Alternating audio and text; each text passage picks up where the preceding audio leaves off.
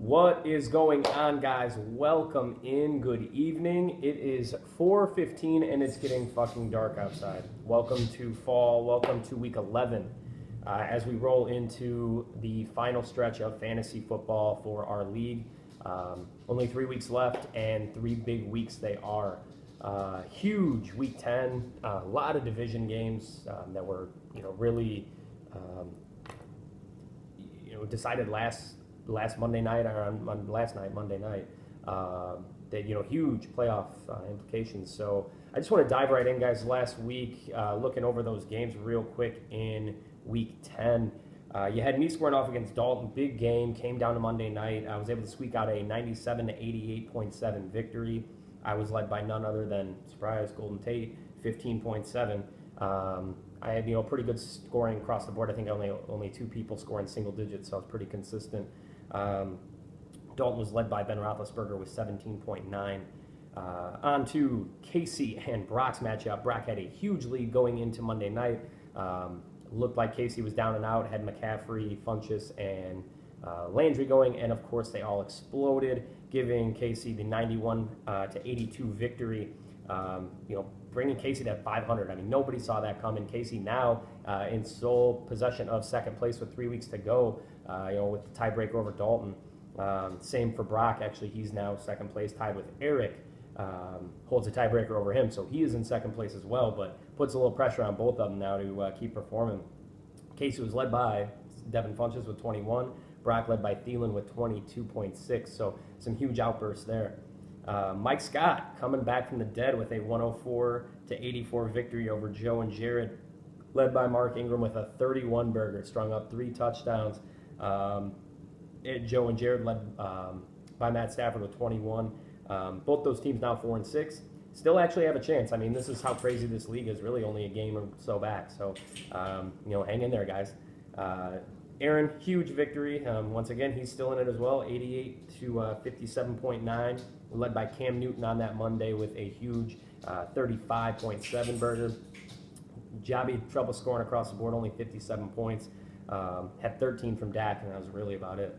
And then last but not least, Eric and Nick showing up huge, gaining a game on Brock there to go 5-5, tie him up record-wise with a 103 victory. Big division game, too, against Jeff and Nico. They lost. They only put up 85. Tom Brady led them with 22.6. A.J. Green, I think, had like 17, and then really not much else. Game scripts kind of got away, but Eric was led by DeMarco Murray with 25. So, guys, looking into Week 11, I did a little bit of research, did just some drawing and stuff. Can't see it because of, there we go, because of the light. But looking into Week 11, guys, huge division games, big time.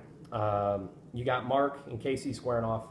Casey 500, looking to get a big W. I mean, potentially, looking with Dalton, who he plays Aaron, which that's a huge division game. I mean, if Aaron can pull out a W, you could have 3 teams at 5-6 if I beat Casey.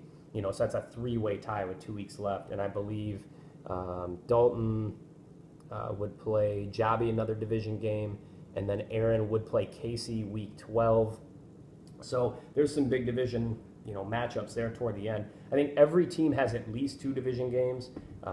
Some have 3. So I think there's 1, 2, 3, 4 teams that have 3 division games left. Everybody else has 2. So this potentially, I mean, that's why I really don't want to do too many hypotheticals today. I wrote down a couple things, but there's just way too many what ifs to really decide, especially how many division games are left to decide. Start playing the what if game. I'm going to start that next week, week 12, week 12. And then we have obviously week 13, which I think I think both seeds are going to come down to week 13. Obviously, I think I think I'm the only seed that's 100% locked in at number 1. Even if I lose out to finish at 8-5, and let's say Casey or Dalton win out and go 8-5, I'm still 6-0 in the division, haven't lost yet. And head-to-head, I think I've beat everyone so far in my division, obviously. So I would tie there, and then we'd go to division record, which nobody could. The best division record we would have would be, what would that be? Aaron has 3 division games. So he would be 5-3, and I would be 6-3. So 6-2. So anyway, I'm locked in at number one. Pretty pumped about it. Can't lie. Especially it was a rocky start of the year for me with just the injuries with DJ. Looking at my receivers, I wasn't a huge fan, but obviously they've panned out. They've been great. So I'm really happy. I'm ecstatic. Number one seed again this year. So hoping to get to the championship game at least. I just want to win round one. That's what I'm focusing on. Obviously, I'm focusing on my next 3 weeks as well. So should be fun. Obviously, it helps, keeps me in it, keeps it active. So happy about that. Jeff and Nico, they're 7-3, leading their division as well in the one seed. They're not totally out of the woods. They could lose out. Obviously, Eric's 4-2, tied for them with division record. They're 5-5. I mean, odds are they're probably going to lock it up. But they do play. Jeff plays 2 divisional games. He plays Mike, Joe, and Dalton. Eric, he's got a gauntlet. He's got Brock, Mark, and then Mike.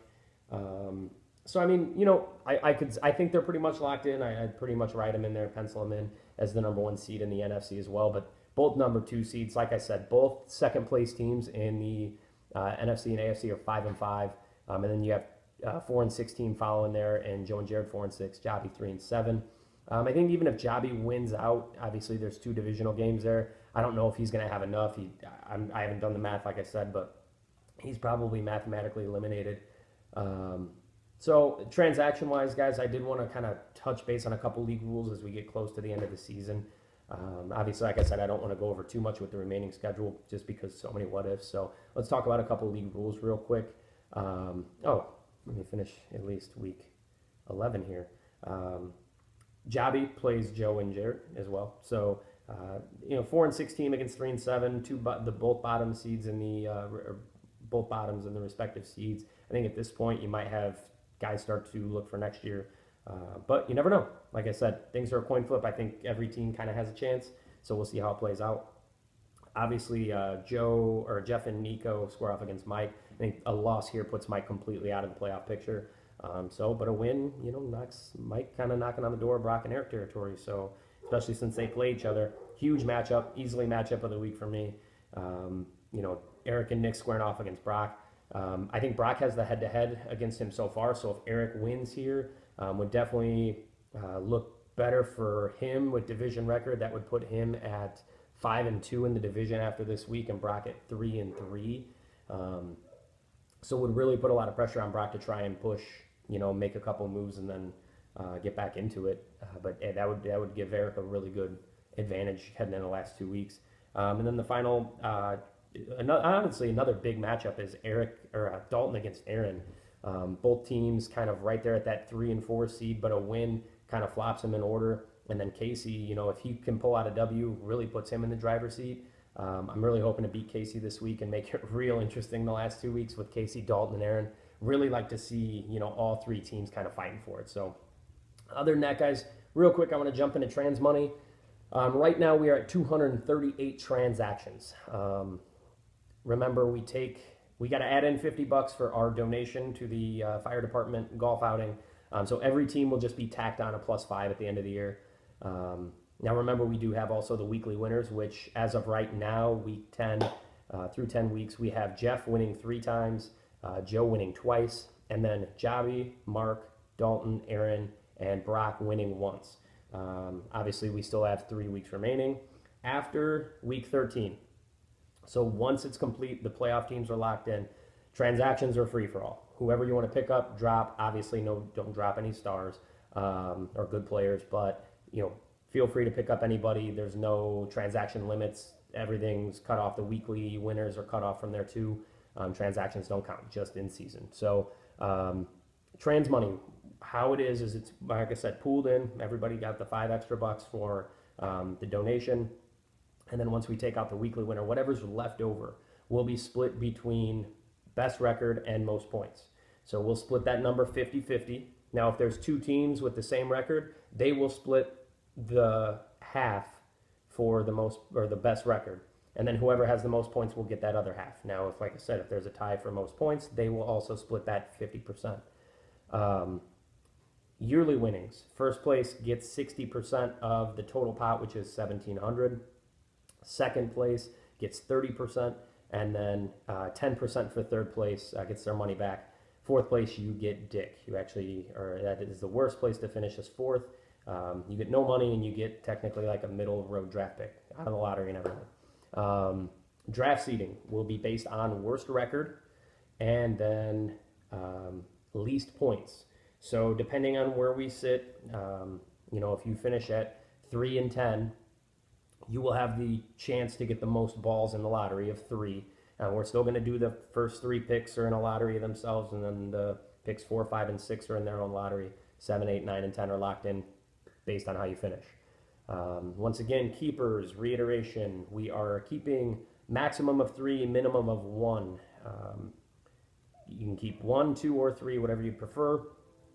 And also, if you are in, I think I looked in Aaron's position, you are going to be, if you keep 3 first-round talents, for example, if he keeps Odell, Zeke, and Freeman,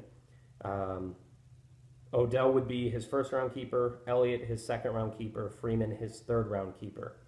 If he were to trade any of those players during the year, let's say, for example, Odell, he was drafted first this year. So if he's kept as his first-round pick, or let's even say Zeke because he was drafted, he's his second-round keeper. If he's traded to another team and they keep him the following year, he will be a first-round keeper. That keeper value does not translate to the new team. I just wanted to reiterate that so there's no confusion. Makes pretty much easy sense. Whoever's drafted first becomes that round, obviously, and then if that team keeps him, obviously they can't, he's in the first round. You can't keep 3 first rounds. You only have 1 pick. So it just makes sense. It's plausible and make it practical, whatever. Same with if you keep 3 third rounds. Whoever's drafted in that round, it would be picks 3, 4, and 5. Now, if that last guy is the 5th round and he gets traded, he's still a third-round keeper to the new team. Other than that, that's really it, guys. I extended the draft deadline is now right before the start of Week 13. I believe it's the 30th of November. So we got about 2 weeks left on that. It is the Thursday at 11 o'clock. Hopefully I have that day off because if I'm at work, I want to make sure I take lunch around that time just to make sure I push anything through. Please do not tank. Don't help other teams out. Don't, collude, I guess is my point. The reason why I extended the deadline is because of how tight divisions are now. I want teams to be able to make moves. Last year, I think we had trade deadline was already gone. Probably this week.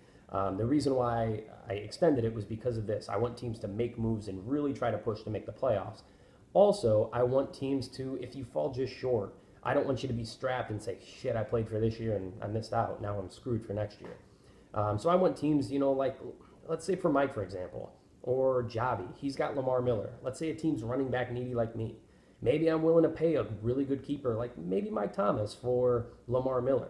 And Javi says, hey, fuck yeah, I'm not winning this year. I'll take a keeper for next year, and, Lamar Miller means nothing to me.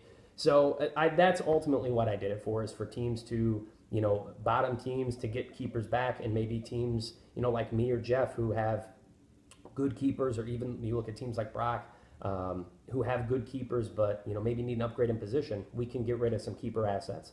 Like you said, even Dalton too, we get rid of keeper assets and, get stars in return, or good players.